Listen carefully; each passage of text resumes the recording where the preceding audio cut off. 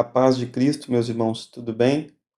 A pregação e os pregadores acabam atraindo três grandes erros, que é a formação de partidos, é a formação também de divisões, onde as pessoas começam a se dividir, partido onde elas também nesse mesmo sentido, né, que umas são para um lado e outras são para o outro, e também o erro das idolatrias humanas, onde as pessoas começam a ficar mais inclinadas para um lado do que para o outro, mais inclinadas para um pregador do que pelo outro. Vamos meditar um pouco nesse assunto.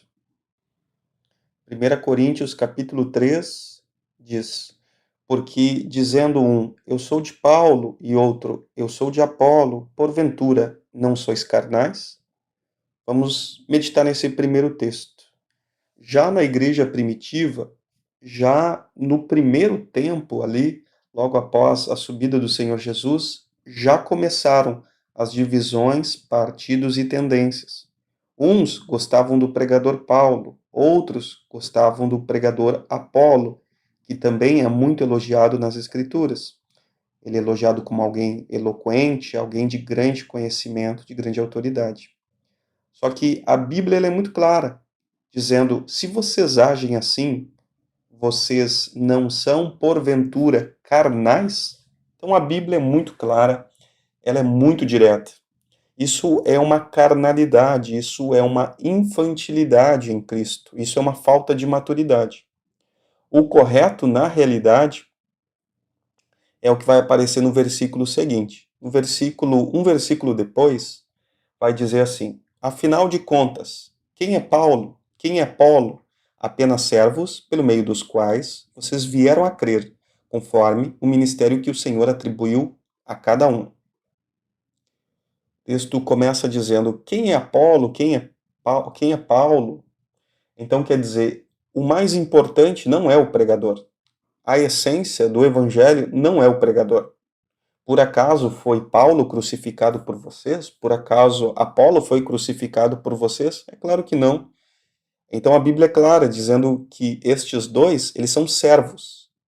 O que é servos? Aqueles que servem, eles servem a Jesus, estão a serviço de Jesus. E eles são servos com o qual o próprio Deus escolheu para que vocês viessem a crer, ou para outros casos, nos nossos casos, para que a gente venha também a receber crescimento, a gente venha a receber edificação, a gente venha a receber maturidade.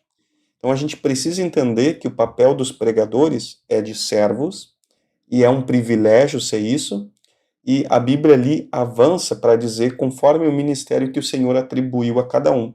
Quer dizer, Paulo, Pedro, Apolo, cada irmão em Cristo recebeu um ministério que o Senhor atribuiu, que o Senhor deu, que o Senhor concedeu, que foi uma dádiva dada por Deus a cada um. E esse ministério, ele deve frutificar na vida dos outros, deve gerar resultado, frutos, transformação, maturidade, edificação, crescimento. Então, essas são as missões dos pregadores, promover o crescimento e a edificação dos outros. Porém, quando a gente começa a idolatrar pregadores, a gente está agindo como carnais. Vamos ao resumo. Vamos ao resumo, então. Não devemos fazer nenhum tipo, a respeito dos pregadores, não devemos fazer nenhum tipo de partido, ou seja, uns para um lado, outros para os outros, nem divisão. Não devemos causar divisão na nossa igreja local, no nosso ministério, por causa dos pregadores. Também não devemos fazer idolatria, né, que é a idolatrar determinados pregadores. Isso não é saudável. Mas entender que os pregadores eles foram nos dados para a nossa edificação, que é para o nosso crescimento e desenvolvimento, que todos os pregadores eles são diferentes entre si, eles são servos, e que os pregadores, eles receberam do Senhor um ministério.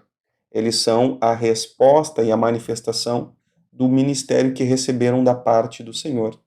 Então, nós concluímos aqui e que essa palavra possa ter te edificado e entendendo que naturalmente os pregadores são diferentes e que nós não devemos idolatrar a nenhum deles, mas, pelo contrário, receber a edificação por meio de pregadores diferentes.